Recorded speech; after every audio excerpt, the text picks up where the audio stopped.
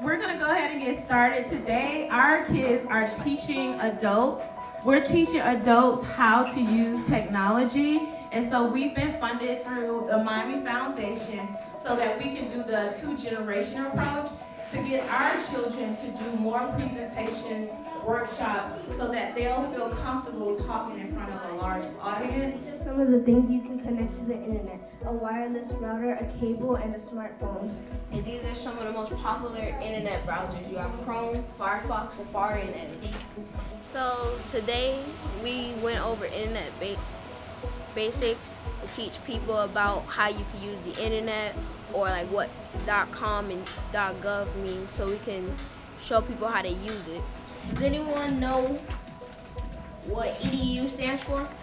I was kind of nervous, but after I started doing it, I'd lost those nerves.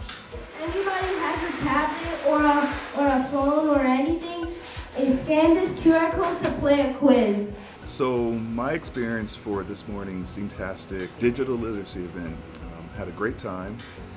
My little, hopefully he's making some new friends, and I learned some new things such as what .com stands for. Thank you very much, gatekeeper. It's important for parents to know how to use the internet, because say you want to do something or look something up and you don't know how to do it, it's not a lot of ways that you can learn how to do it. I think as technology moves forward, if you don't learn to adapt to technology, you'll probably be left behind.